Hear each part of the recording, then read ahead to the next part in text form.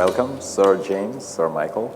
I mean, I don't have to introduce you in an elaborate fashion, which will be done when you give your public talks individually. But thank you for coming to this open forum, which we organize when we have such distinguished visitors. And we have two of them, and we'll see how this turns out. I have a little game plan, but we can trash it and go as you like. But I thought I would suggest with these two images at the back of you, which you haven't seen, Michael, James. One I would describe as re-fabricating the city, another as re-fabricating architecture, which a term that you have used, James. And this re-fabricating business is already in the process of happening, both theoretically and in a productional way, I would say. And with the two of you, I think we have two stalwarts who have contributed to this in one way or another. Michael Sorkin, short introduction for today, architect, urbanist, urban designer, teacher, and writer of heroic proportions. Erotic proportions, did you Yes, say? that's you. Thank you very much. That's good.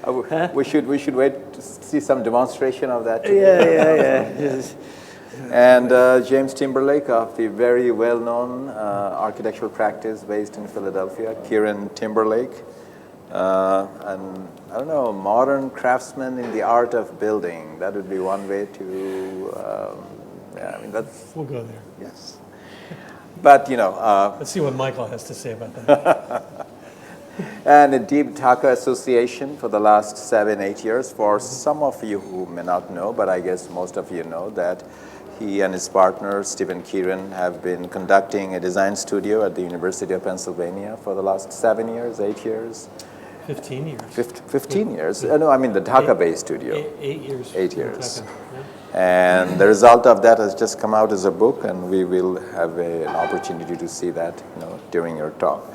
Of the topics or themes that I thought I would bring up today, one is about the city, via Michael, the idea of the self-sufficient city, and from James, this sort of idea and practice of the machine, I would say, the building machine.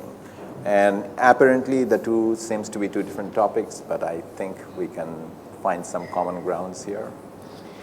A third point that may be discussed is educating architects, because both of you teach in different ways, what's going on here, and do we need to kind of expand the scope of the training of architects, or where are we?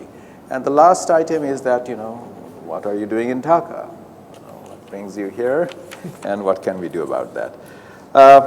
Michael Sorkin's scope of thinking is the city, while James and his practice focuses on the fabrication of buildings, if I can put it in the most simplest way. And with Michael, again, a kind of agricultural, botanical ideology, metaphor, analogy being played out in some of his recent work. And with James, I would say kind of new machine ideology. And new, I say new because we have to kind of explain or describe that. Again, the question is there a common ground? If we can, for now, hold on to those two themes or ideologies. Because outright, there seem to be different claims made here. So with the city, starting with, say, Michael, if I can pose something to you, the state of the city, can the city, the current city, in a broad, abstract way, survive the onslaught of its own making? Its concentration of people, lifestyle needs, expanding infrastructure. Have we come to a turning point here? First of all, let me stridently object to the fact that you are asking us to essentially give the lectures we're going to give tomorrow and the next day. Yes. Give me a break. Come tomorrow. I'll talk about this. So you want, They won't we come. want to stop this right now? In complete sentences. They won't come. And cogent form. But certainly one of the things that I will argue tomorrow is that, let's take the case of Dhaka. It is possible that the condition of the megacity in particular is something that has gone too far.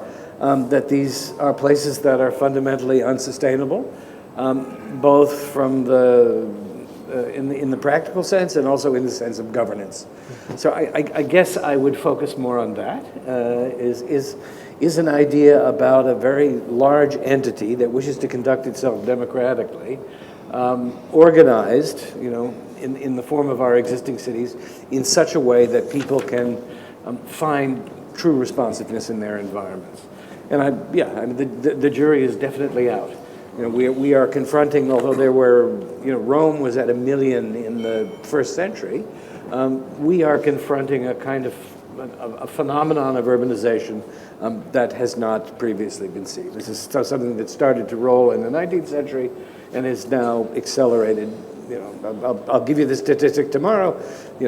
Half the population of the earth lives in cities. It's going to be 75% in 30 years. Half of those are living in slums. This is not a tractable situation and seems to be getting worse. Again, what I'm going to talk to you about tomorrow is where you locate both responsibility and autonomy in the creation of both architectural and urban objects. So I think if there's a kind of elision between our concerns, we're just talking about the fact that James has moved into a swank new set of offices, and via the operability of the windows, he's cut his utility consumption in half. So I don't think at either the scale of the city or at the scale of building, we should be mystified into thinking that we need incredible scientific breakthroughs in rocket science and the rethinking of Einstein. But we do need to think logically, begin with the simplest solutions, and understand that there are these people who analyze kind of the efficiency of organisms. And the scalar problems of the practicality, that an ant is more efficient than an elephant.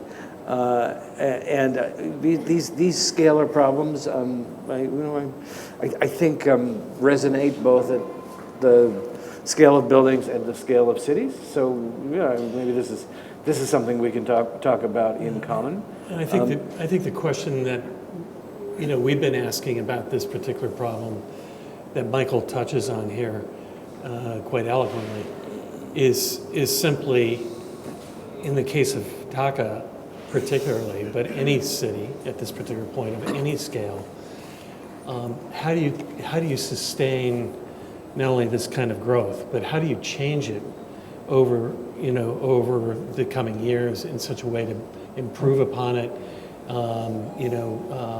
improve the human condition, and so forth. And when you look at these two images up there, just to refer back to them in a way, I think they're both trying to address, a common thing, even though they might seem to be polar opposites, in the context of one of them. I think, very much is addressing, systems and context and the sustainable, supra landscape, if you will. That the fabric that holds individual buildings together that the individual buildings contribute to. The other one, because it's so singular, is about a singular building, in a landscape that in that particular context is not sustainable, being New York City in its current state, which Michael's obviously, written about, many, many, many times.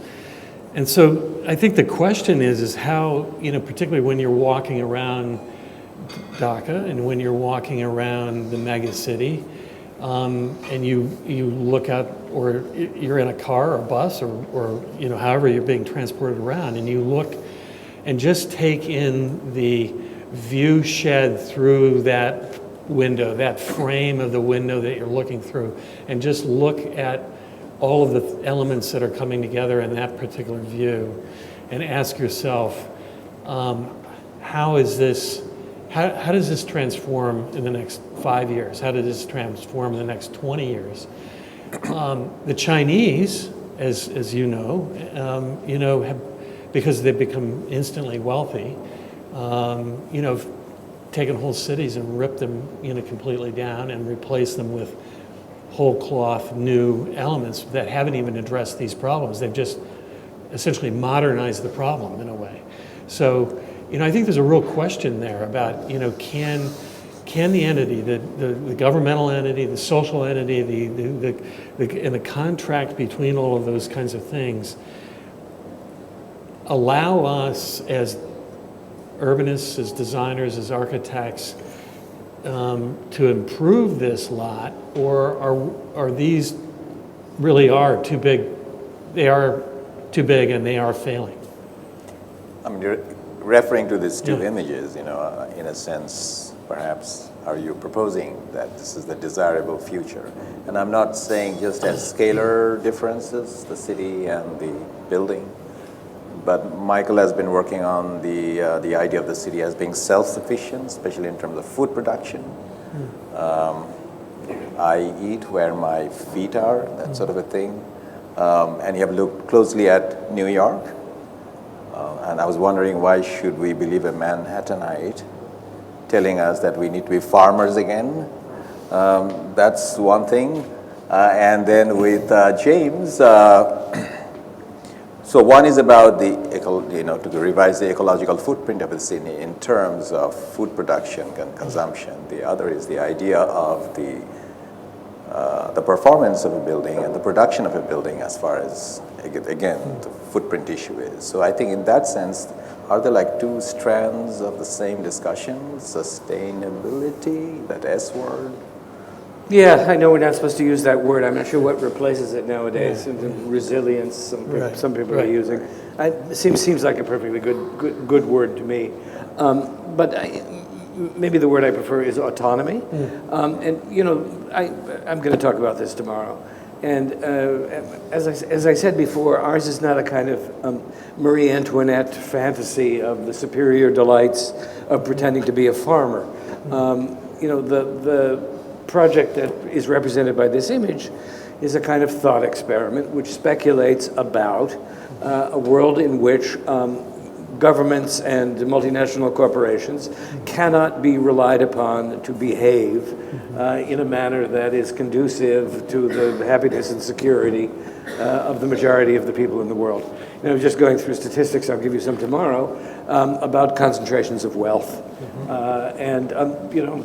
God bless Bangladesh, you're way down on the scale in terms of the amount of wealth held by the top 10%. I mean, you're around 27% as compared to Russia, which is close to 90%. So that's a kind of happy, that's a promising statistic. Nevertheless, the question is what behaviors need to be modified, what actions taken, what morphologies changed, what technologies introduced, if we are serious about not depending in a kind of neo-colonial or neoliberal style on the production of the other in order to sustain our habits. So that's really what that image is about. It's a utopian image. It's a kind of fantastical image. I think you can read elements of it in different sorts of ways. I'm very interested, for example, in circulation. And it is a true but somewhat counterintuitive fact that New York City is the most energy efficient place in the United States. Why? Hands, please. It's density. Huh? It's density. Well, I mean, it's density helps to support public transportation. Right. That's the entire story of why New York City is energy efficient, is because we are, by many orders of magnitude, the greatest consumers of public transportation and have the most extensive system. So this is in part, it's both a speculation about maximizing the sites on which one could grow tomatoes if one were to really get down to introducing improbable amounts of agriculture. But I think what's more important is the commentary on the street. Yeah. So in most cities, the largest area in public ownership is the street. And the way in which we've decided to apportion the use of the street, in American cities certainly is very much in favor of private automobiles. So I feel a kind of constant sense of outrage that half of a four-lane street is Asphalt. simply given over to the free storage of private automobiles. This is insanity. So this image speculates about what would happen if one would simply recuperate that part of the street for other kinds of uses. So it could be agriculture. I mean, who has been to New York? Well, so one of the things you will notice periodically in New York is that the way we deal with the management of our solid waste is by putting it in giant black plastic bags and piling them on the fucking sidewalk in front of the buildings, several times a week. This is crazy. If we had this additional lane to deal with, all sorts of rational, these are effectively supply side solutions. I mean, on the demand side, of course, we have to stop producing so much waste. But it's a speculation about that space. I'm waiting for Marina to send me this photograph, or some of you to send me this photograph. Is this, let me back up a bit. A lot of my thinking about the street originated maybe 30 years ago when I first visited India. And I confronting a street in which there was no segregation, there was no modal segregation, was a revelation to me. And to cross the street in India or in Dhaka or many other similar places, where traffic is in fact moving very slowly, and part of this has to do with the modal mix. So to cross the street is a kind of negotiation. There's a tuk-tuk and a rickshaw and a bus and a truck and a car, and in India there's a cow, and I saw an elephant yesterday. Although this is a little bit of a spurious argument, seems something democratic about negotiating your way through the city. That's what cities are. I mean, they are juxtaposition machines.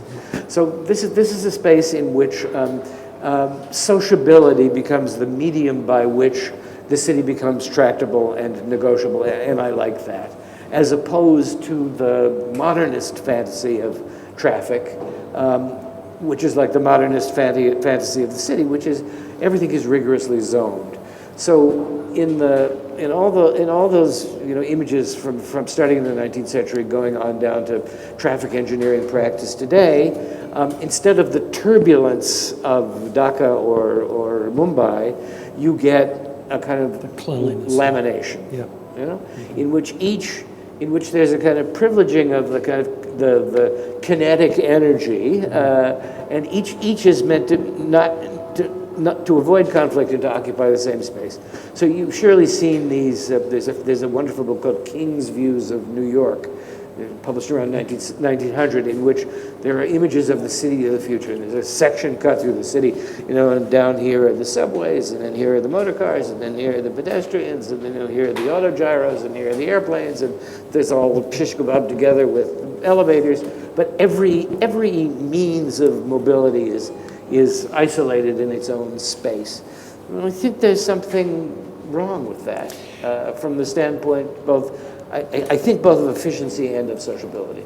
But don't you think that one of the things that arguably, I mean, this is what's, I think, also one of the problems with the suburbs as well, but I think the introduction of privatization to the city, through the automobile, for instance, has basically taken a democratic space. The Romans had streets, everybody occupied the street. It was the porch, it was the garbage, portal, it was the cartway, the walkway, and all of that. It didn't have much green space, but everybody was out in the street. Which that image on the left is a sort of a greener, image version of that, that hope, I think, or pretending that that redux of that kind of Roman, the kind of Roman street where everybody is out in that space, and it's occupied and owned by everybody, which Dhaka currently is, with the exception of the transportation. The private buses, the public buses, which there are a few, the private automobile, the private truck, the private tuk-tuk, the private, and all of that, which, collides because of the intermodality of all of those things. They collide, and they create conflict, and they create chaos, which, so I think going back to the question of whether or not the government, a government, and whether or not, how do designers, how do urbanists and architects get to those visions with the interference that we have of regulation, if you will, or the lack thereof, depending on how you want to look at what creates that. Because Houston's unzoned for the most part, but it has an automobile, that's sort of traversing through it. It's unzoned in the sense that it lacks certain formal structures of zoning, right? But it is zoned by the routines of capital, and Right. What's of interest about Houston is that despite the nominal lack of zoning, it produces just another American city. Yeah. So you need to be told that there has been an absence of intervention. Right. But Right. I'm not averse to the idea of regulation. I mean, if Nor am I. In order to reappropriate that lane that is in needless use as private storage, let us simply legislate. Right. So could we? It goes from could one we? realm to the other. Do we believe that more? Just to bring it to Dhaka, do we believe that more regulation here? That the opportunity of a working city government, not that I'm not casting aspersions by any stretch of the imagination, but one that is not overwhelmed by a series of systems that are so far out ahead of them that they're just constantly playing catch up. Regulating the circumstance out there might change the human condition. Well, I mean, That's the question I think we're trying to understand. The image that I was asking about is that image that apparently occurs on days when there are political demonstrations and people fear for the safety of their private cars and leave them at home. And the streets revert to the almost entirely exclusive use of pedestrians and rickshaws. Or maybe they should invite the Pope, which shut down Philadelphia for but 4 days. On the other hand, one of the models to look to, and we were discussing, I'm surprised he hasn't come through with his pitch. Yeah. Is the Right. Bogota or the Curitiba Precisely. model in which they have recuperated certainly the sidewalks from cars. I mean, they Exactly. were way in very deep trouble, but also declare every Sunday to be a car-free day in town, or the Mexico City regulation in which your odd number or even number prevents you, or even here where apparently the little tuk-tuks have gone from two-stroke gasoline engines to CNG. Right. This is a regulatory transformation that has presumably made a tremendous difference in the breathability of the air. So I mean, it doesn't necessarily take. It seems like you want to stay with Dhaka, but I want to kind of get back to this image. You want to stay with Dhaka, and I think I would like to talk a little bit about but that is an image that is predicated on a right. very simple regulatory suggestion, which is the parking lane reverts from the automotive realm to the pedestrian realm. So But that's it's not just the parking lane. I mean, to me, when I read that image, I mean, maybe if I look more closely, there is a bus or a car in there, but what I see replaced in that image, is essentially the privatization of all of transport to public, a public mode that then gives the whole street back to the city and back to the public. that sort of rearrangement perhaps could be done through regulatory rearranging, but I think you mentioned this is the greener image, but I think it's also a technological image. because to prop up such a system, and I don't mean only in the public spaces, in between buildings and in buildings, I think it requires, that's why I was asking, do the two images help each other or the two ideas help each other potentially? Well, I think I mean, to the extent that Cellophane House is a participant in the image on the left, it's, it's in the sense that at the level of that craft, one of the instigators of that is about its life cycle costs and whether or not that can be a zero-sum game, basically. James, just to interrupt, maybe not all of them are aware of what was the object of the Cellophane House, perhaps quickly, if you want to talk a little bit. The Cellophane House was an invited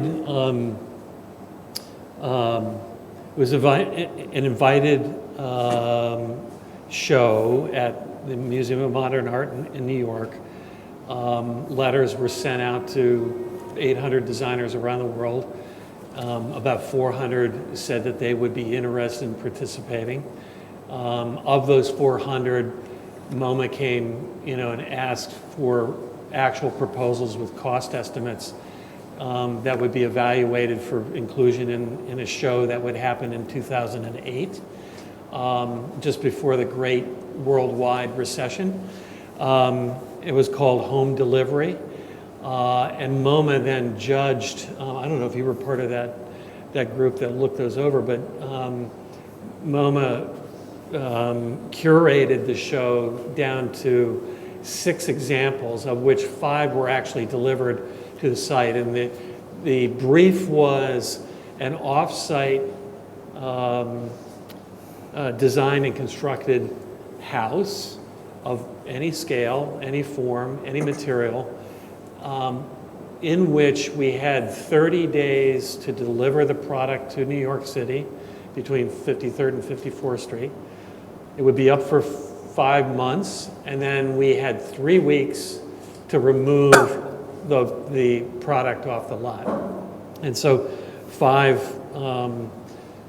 came from around the world. I think there was a project from MIT, 2 from Germany, our project, and then one other. Doug and Jeremy. Right. Doug and Jeremy's house that, was an expandable structure, and then it was curated with a show in the museum that looked at off-site fabrication and prefabrication and the history of that over time, and it was a redux of a show that essentially that had happened roughly 50 years before, where the Illuminaire House and well, maybe not the Illuminaire House, but there were at least a couple other prefabricated houses shown at MoMA that were curated by them. 750,000 people went through this house. Then we took it down, we put it in storage, mostly. And the predication of that house was to look at a variety of technologies that would advance not only how we think about the house, but how we might think about living, but also how we might think about the production of that. It was mass customizable, and it had a life cycle cost return of of over 98%. In other words, only about 1.5% of the total energy output that went into making that particular structure was unrecuperable because of the recyclability of materials, because of the ability to redeploy them, et cetera. And it's something that we think, and I read into that image on the left, we think that it's something that cities will eventually have to be made of. That the choice we make of this floor and that column and that ceiling and that light condition will all be in service of a greater, call it in a Arendtian way, a greater good that helps the human condition and uses less resources. How long was it up for? 30 days? It's about 5.5 months. And you could have grown tomatoes in there. Well, no, it was not a hothouse. It was naturally ventilated. It had no it had an aspiration of a mechanical system, but those were active walls that self-ventilated. And then we also allowed the air to come through, and we monitored it. So it's certainly, we believe, sustainable over, the life cycle of the house, that it could be naturally ventilated. But tomatoes. And I was thinking that, tomatoes come from somewhere with the proposition that they can now be grown within the city, and tomatoes and such things. And I was wondering about the relationship of the city and the so-called hinterland. Yeah. Coming back to Dhaka, we talk about this for again a bit tomorrow, and it's certainly true that for the last I don't know how many millennia, yes, cities were dependent on their contiguous hinterlands to provide everything. Then came industrialization, mechanized transportation, colonialism. And the whole, and huge cities, and a consumer-crazy bourgeoisie, and things flew apart. But again, this is a thought experiment, yes. And the argument behind this thought experiment is simply the question of how self-reliant we can be. And that's the same question that I think is answered in the cellophane house, which is, sure, absolutely. We want to make our footprint on the earth as small as possible, and not force other people to essentially be our servants. But again, these are not exactly fresh arguments, and the argument from prefabrication or factory-built houses or off-site assembly, this is also 200 years old. And one has to read it with a little bit of nuance. Obviously there are some conspicuous economic efficiencies in doing this. There may be material efficiencies, and there may be ways of doing this in which a much higher degree of sustainability can be achieved than conventional techniques of construction, design, and assembly. On the other hand, so this is playing itself out in New York, once again, in a slightly different way. So one of the biggest ongoing projects in New York is something called Atlantic Yards. Yeah. So an evil developer, community opposition, too much housing on a site that doesn't have the infrastructure to support it, blah blah blah. Frank Gehry is fired, and somehow architecture takes the heat for the failure of the project to go forward, but it reappears in exactly the same numbers with exactly the same effects on the infrastructure, except that instead of being ornamented by fancy form, the supplement that makes the argument for the project is that it is factory built. That it's modular housing. They're going to build it in the Brooklyn Navy Yard. They're going to install the plumbing indoors. This sort of sounds good until you realize that the real argument here is that this developer is going to bust the labor unions. Mm-hmm. That's his interest in factory-built housing, is that he can use a different labor force in a city in which housing costs for the laborers are out of control, and the idea that he is going to employ people who are working at a close to the minimum wage, which then produces a population which is incapable of living, in those prefabricated houses he's building or any other. Which wasn't our argument in refabricating. It certainly wasn't their argument, but I think it's certainly adaptable. One has to be careful about the arguments that piggyback on other arguments. It's true. And we've all heard this phrase, greenwash. Mm-hmm. Certainly that image has been criticized. This is one of 1,000 possible images of that place that could be produced with some of these principles. That it is, just you're slapping green on the front of the building, but it's a signifying green. Yeah, there's a great ice cream shop that I think in Ithaca, New York, and I don't remember. Is it Goodies or whatever? But anyway, one of the T-shirt that they sell in this ice cream shop is think global, eat local. And, I think that that's really what these images begin to kind of try to get us back to, is the fact that we realize that things like shipping in exotic granites from China, or to embellish a building in New York City or even in London, or trying to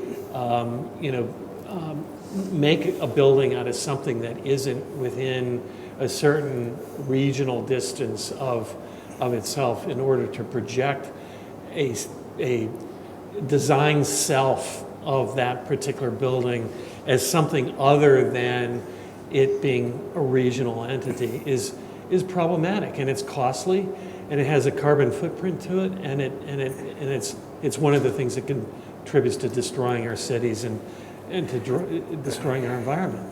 And the government isn't necessarily going to put the regulation on that in order to help us, solve our own problems. And in fact, developers and architects and many others are fighting against things like LEED and BREEAM, two environmental regulations in the United States and in the UK, because they find it invasive to their design practices, or in the case of developers to the choices that they might otherwise make in order to meet a market demand for something that might not be met by some sustainable decision. Yeah. But I mean, this also we can unpack a little bit. And I say this from the perspective of somebody who is a strong localist. Mm-hmm. Obviously we have to think about the sources of the local in imagining cities. And obviously, primary source in a globalized culture with all these digital media, is bioclimate. Yeah. Certainly another is, any tradition that's actually alive. Mm-hmm. Another, as I will argue tomorrow, is I think artistic invention becomes more and more important. But in terms of this example about locally sourced materials, I mean, sounds good, and I think in general that's right. But one of the things that's often spoken about in relationship to food, and localism, is very much attached to ideas about food, and the Italians have the slow food, and we want to get the tomato that was grown in Brooklyn, and but at some, so people often reduce this. I mean, it's like the ecological footprint, or any of these other things that take a very complex condition and reduce it to a single measurement. So food miles. One often hears about food miles, and I'm sure at Whole Foods, where we shop at extravagant prices. Kazi challenged me today on book miles because of the book miles, bringing alluvium to Bangladesh. Yeah, printed in China, shipped to Philadelphia, brought here, and now being distributed. Yeah, but it is equally true that a giant container ship filled with Granny Smith apples grown in New Zealand, making its slow progress to New York, probably more efficient than the woman in the pickup truck coming with 10 bushels of Jana Golds from upstate New York. Yeah, they're more expensive. But, the value of those apples is not entirely reducible to their carbon footprint. But I think what we're both saying, and your questions are getting to, Kazi, is about challenging assumptions. And I think both these images are about challenging assumptions. And one of the very first assumptions that most architects are faced with, as they're designing buildings, from their current clients is, well, of course it's going to be air conditioned. We presume that we're going to filter the air, we're going to close up, we're going to close up the building, and we're going to air condition the building. And it doesn't matter where you are in the world, whether or not that's appropriate or not.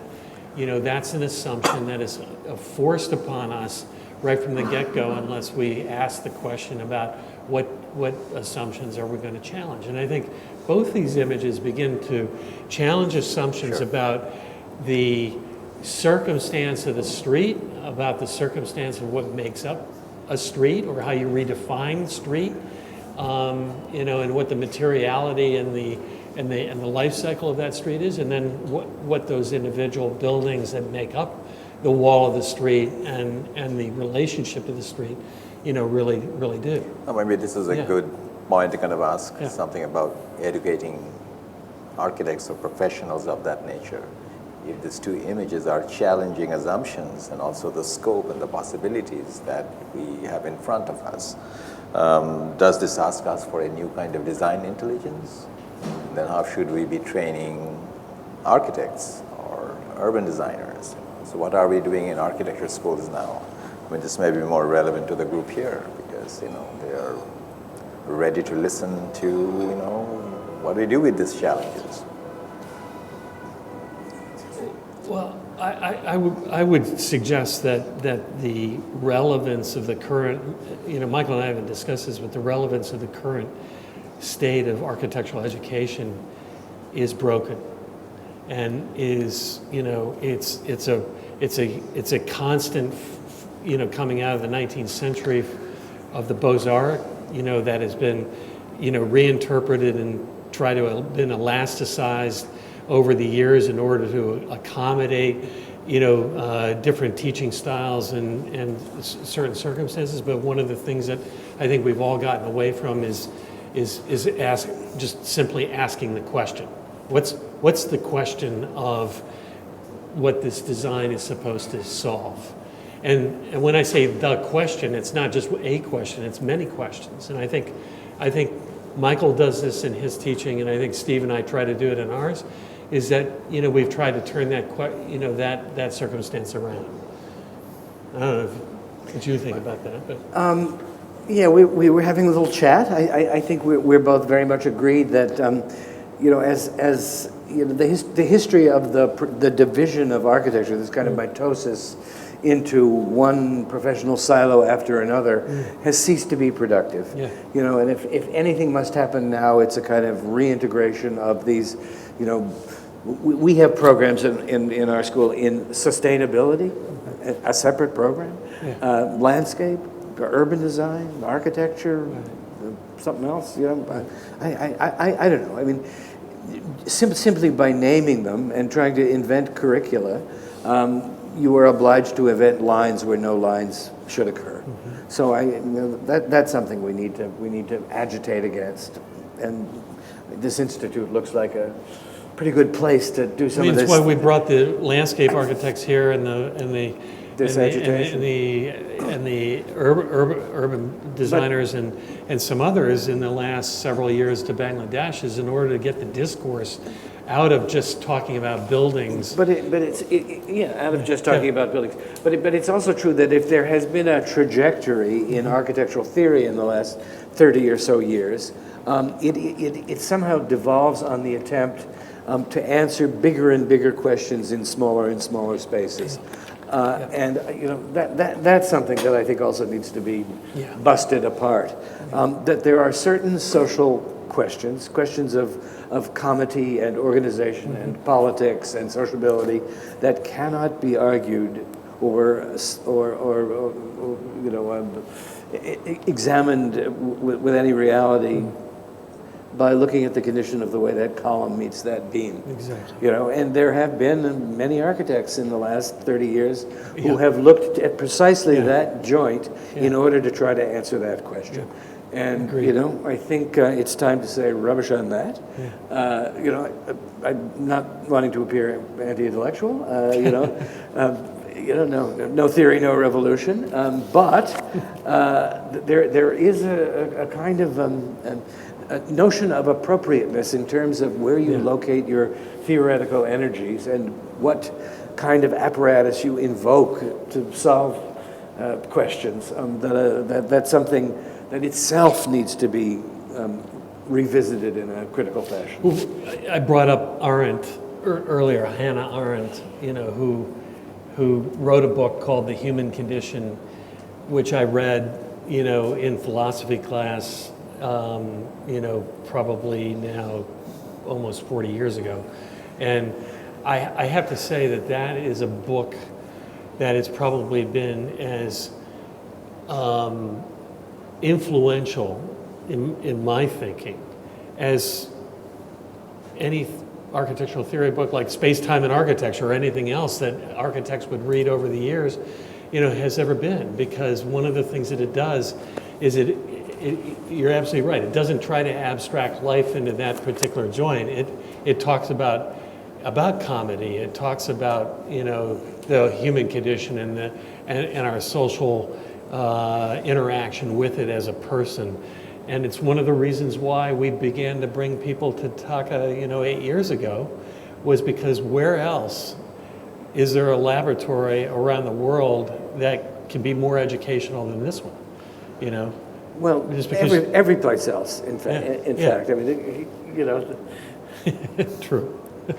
Difference. I also travel with my students every year to some place that is vexed by a problem that's a little different than a New York problem. So I think the constant kind of shifting of focus is obliges you to recenter your thought. But going back to the Beaux-Arts, it's not Versailles, and it's not Salisbury, and it's probably not even Tokyo, which is where most Western schools have gone over the last 35 years. Yes. The human condition is always elsewhere. Yeah.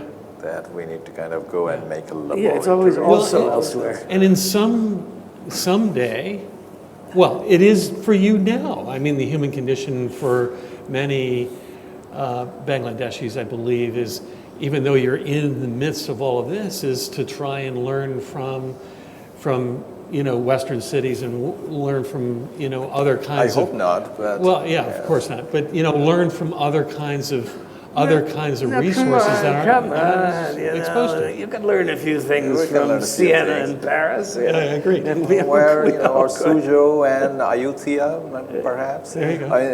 I think going back to what we should be looking at. I mean, the word hinterland is not something that I use, and I've not used in a long time. The word hinterland. Hinterland, But the city and its region. In Bangladesh, with this particular sort of geography, the delta and so on and so forth. The city has to deal with a number of things. The kind of changing the norm and the form of the city. You have to deal with floodplains, wetlands, and agriculture. Yeah. So I think those three constitutes a kind of absolutely. neighborhood. And this kind of recycling of the idea of region. I mean, I'll show you an image of Patrick Geddes. He's thinking about region 200 years ago. Right. He teaches at a school with this guy Ian McCarg used to be. Right. He's thinking about region 50 years ago. Then there's the Regional Plan Association. And they're thinking about region 100 years ago. There's the Abercrombie Plan. And what's interesting about it, though, is when you travel from Dhaka to Dinajpur, as we did, it was 4 or 5 years ago. That's right. There isn't that much difference between Dinajpur and Dhaka in many ways. There's a scale difference, but some of the they're just different. There's different scales. Well, that's what we were looking at. The inch of the land that we were talking about over the lunchtime, that has been scarifed and changed and modified by human hands and grows anything, exists in both places. It's just a scalar difference by. But I would but say there more is than scalar, but that's a kind of a longer. On the other hand, let's not be too primitive here. So I travel around the world. I'm insomniac. I watch television, and I am absorbed by this intellectual hinterland that includes, Indian MTV and CNN and Escape from Los Angeles, and this is inescapably a part of life, and how this, well. Okay, so yes, this is a truism, but in terms of the way in which we deal with, celebrate, analyze, internalize the idea of difference, there are some things we have in common, like these bodies. I mean, when we talk about thermal arrangements, the woman who delivers the mail in the building with my studio is from Puerto Rico, and the weather was changing a little bit, and it was like unnaturally warm for the end of October. She says, "Oh, it's so hot," and she says, "This is why I left Puerto Rico." And you tend to think that she's from Puerto Rico.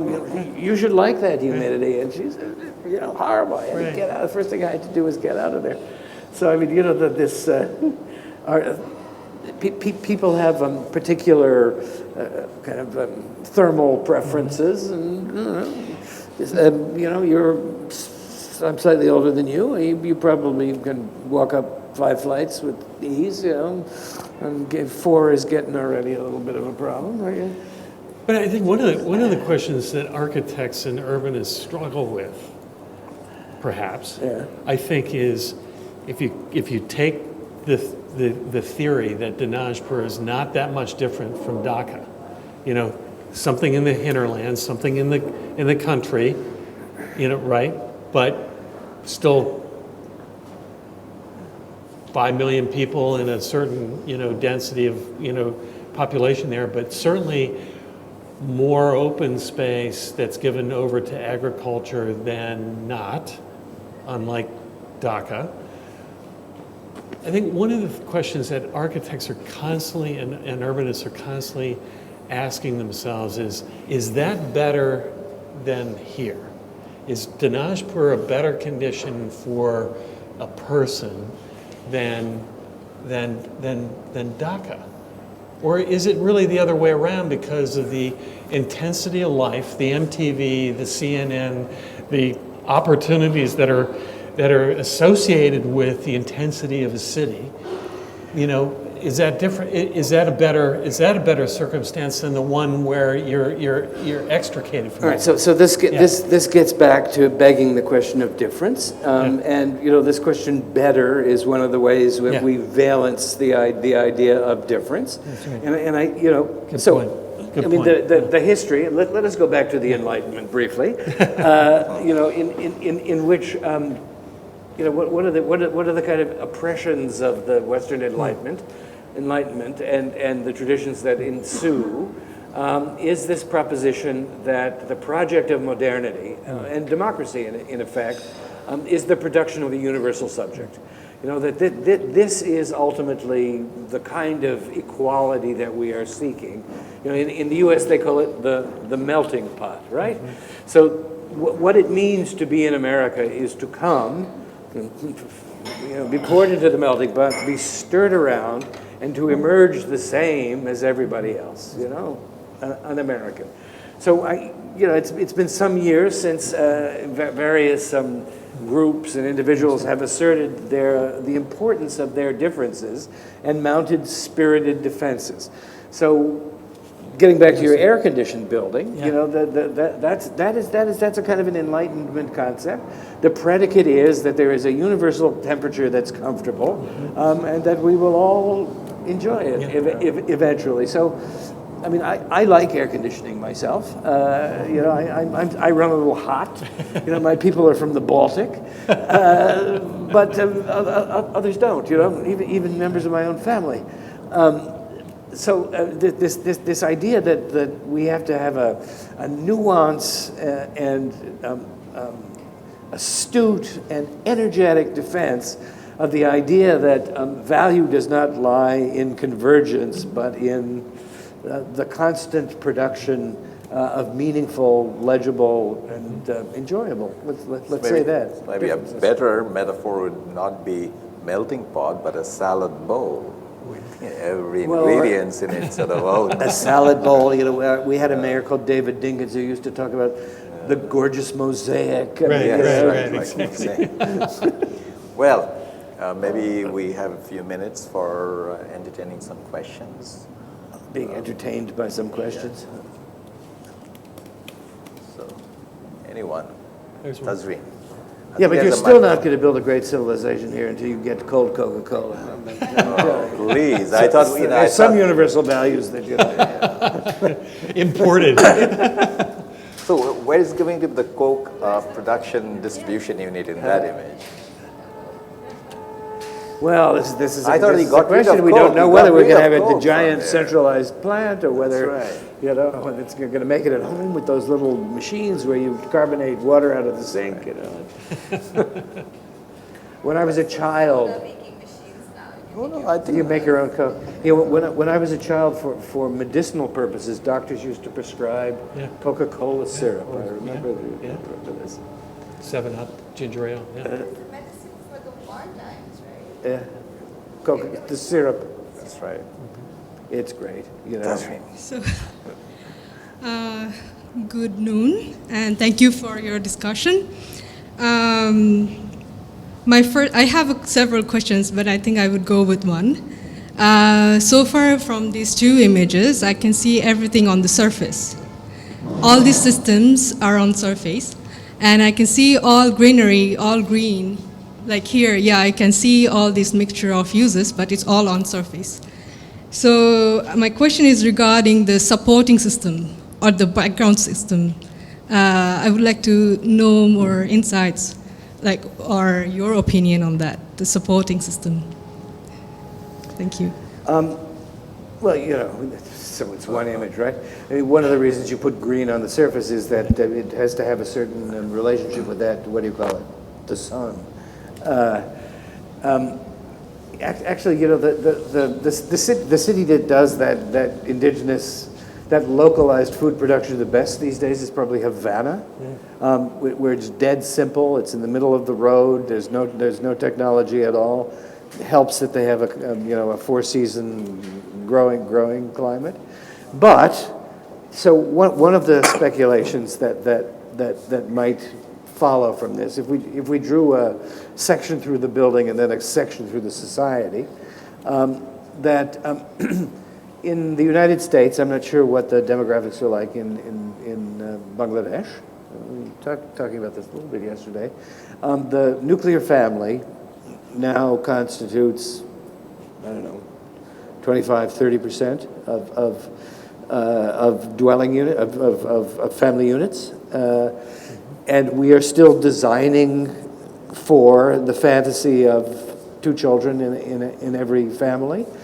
So one of the things about the kind of collectivization of food production is that it begs the question of the collectivization of food preparation, and by extension asks whether we need a big kitchen in every apartment in New York, since nobody cooks. There are a variety of ways of living together, co-housing, sharing, one kitchen per floor. 90% of us order out anyway, or buy prepared food. We now live in a culture in which it's not possible for one member of the family to work and the other to stay home. So somehow this idea of collectivized local production of food, I think, begs questions about the way in which you consume it, you prepare it, distribute it, and the kinds of lifestyles, for want of a better word, that this kind of self-reliance engenders in the year 2015. I mean, the criticism of Cellophane House, arguably a soft criticism, I think, was, was essentially a transparent house that, begged the question of, how might one live in truly, a transparent house. Not in the country as Philip Johnson or Mies van der Rohe proposed it, but in an urban situation. And I think one of the things that it does is it looks at the efficiencies of those systems, the smaller kitchen, the integrated sort of bathroom unit, and then the amalgamation of that space, supported by systems that were essentially surrounding that space, both internally and externally, that were both engaged as part of the architectural skin, but also in that core, that ask the question, might we live differently? Because we don't have opaque walls, and we have transparent walls with abundant natural light. How might that, change the way we desire privacy, for instance? How might we engage that privacy? How might there be curtains drawn, when we want that privacy, or do we all, in New York City, because we're all voyeurs anyway, we just participate in each other's lives, without those kinds of interventions, I once saw a beautiful image of an elderly Danish woman who lived basically in a greenhouse in a pretty dense urban situation, and when she needed privacy, she put on the tea kettle. Put on the what? She put on the tea kettle. Yeah. Steamed up the windows. Yeah. Well, for those of you, I mean, in response to Tazvin's question, those non-vegetarians are concerned that this is going to be a vegetarian city. Michael had propositions for other kind of food production, so we didn't need to go Mutton into and that. pigs, Just, right? It's not just like, yes. Well, but You have to have something but mow the grass. The research is about the relative efficiencies of different systems. True. So obviously, you look first on the demand side, and if we can persuade everybody in New York to be a vegan, I mean, this problem becomes very much simpler. Yeah. We were having this conversation the other day about the inefficiency of a cow as a protein delivery system. Never mind the cubic meters of fart that Okay. Taking out the ozone. taking out the ozone. Yeah. Another question? Maybe we'll take two more questions. Do you think this is adaptable, the own sustainable vegetation practice in Dhaka? Because if we were to take Uttara as a space Which where is right out here, the Yeah. plants. when you are on the plane and when you're overlooking right before landing, you'll see this huge area of settlement, which is very randomized, but yet a lot of people staying. Acres and acres of roofs. Yeah, exactly, acres and acres of roof. So if we were to convert that, because this is individually owned right now, so everybody has their own plot of land. It's not a co-owned area anymore. And we convert it, of course, it's great for the environment and all. But because Bangladesh is a farm-based country, a lot of the farmers depend on producing and selling it to the city. If we were to promote something like this in the city and not buy from the farmers, will there be repercussions? That's right. Sorry? Will there be a repercussion then, if you start making a kind of a self-sufficient process here, will that have a repercussion on the farming? But you still have a hinterland, obviously. I mean, Yes. New York was chosen for the experiment because it's impossible. Yes, absolutely. Because there's no vacant land. But thank God I've been here for 4 days and nobody has asked me, well, what would you do about Dhaka? Certainly, if you had Might asked just me that come.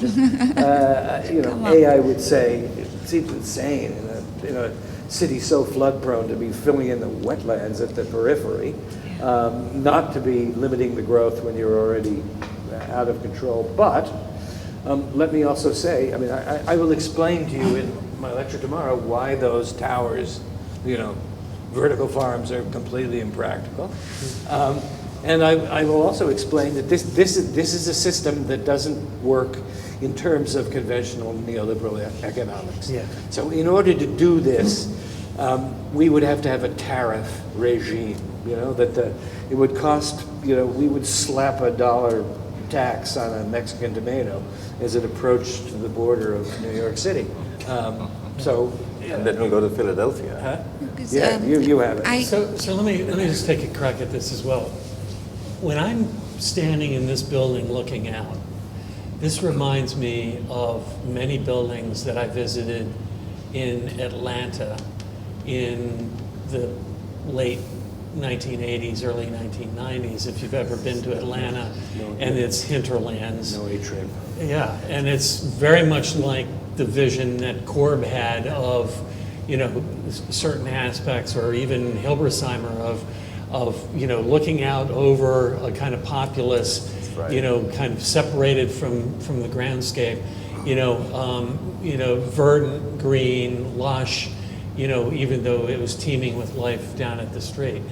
And then you fast forward to the central portion of Dhaka, and part of the thing that reminds me when I'm fast forwarding in an automobile or a bus coming into Dhaka or even to this session today and look at those snippets out that viewport of the window is I'm imagining that of a Dhaka 40 years from now that's a little like Blade Runner, you know, where that street level that I'm moving through is the undercroft of the Blade Runner Los Angeles, and the verdant green piece is the piece that's emerged on top of all of that, because it's now, that's where separation occurs, and that's where space can be had, and that's where new things, you know, can emerge.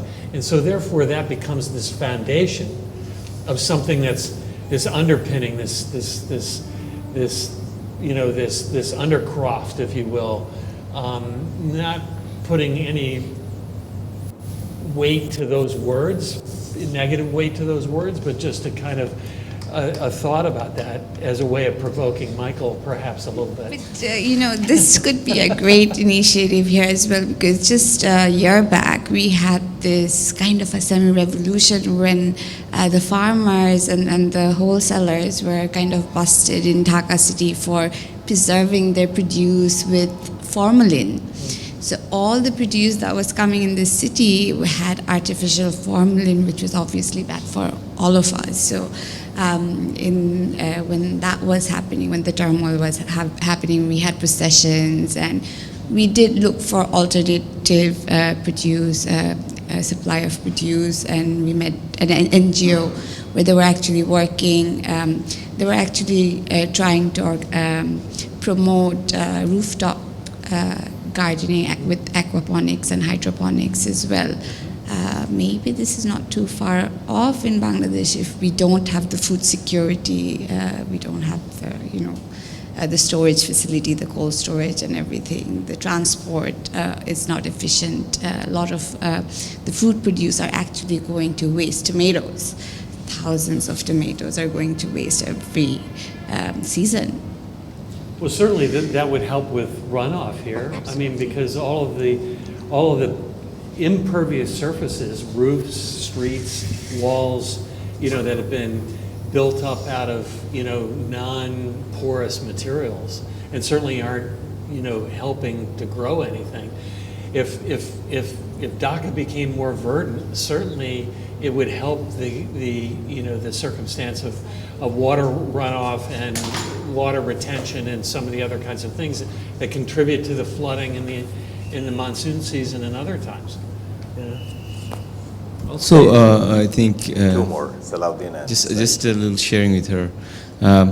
We also should not look at a city becoming self-sustaining and thus the rest of the country is drying out because they can.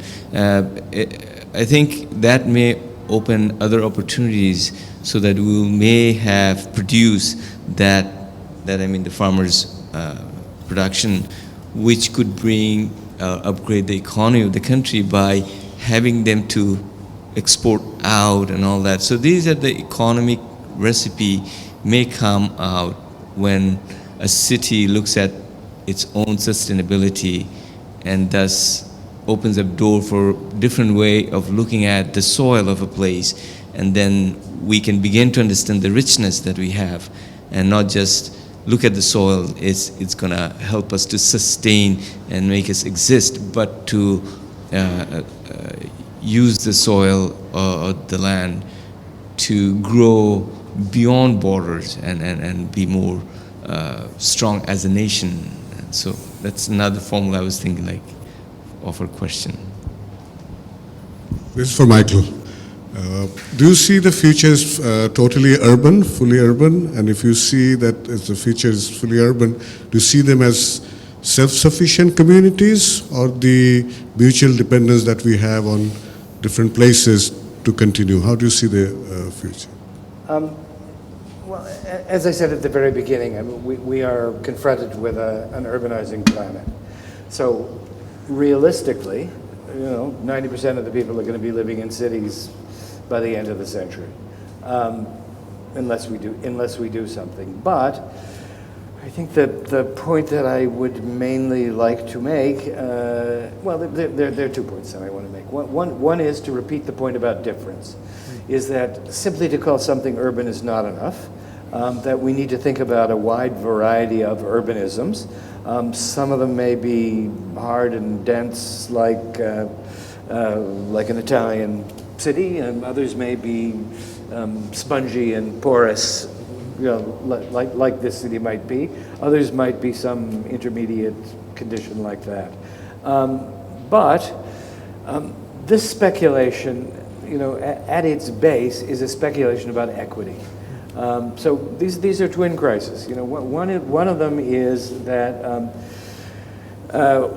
we don't have enough planet to produce the wherewithal for everybody to live like a Philadelphian or a New Yorker, or you know, or somebody who lives well in Dhaka. On the other hand, and we have this insane inequity in the way the goods and benefits of the planet are being distributed. You know, the top 1% does own 50% of everything, and that's an unsustainable condition.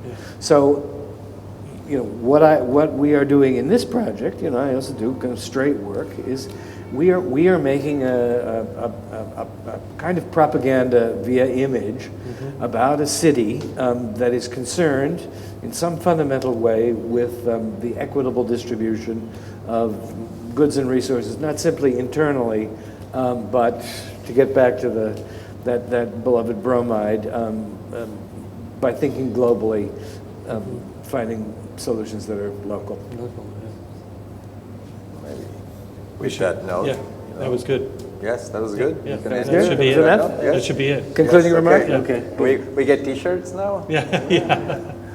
Okay, all right. Thank you very much, Michael. Thank you, yeah.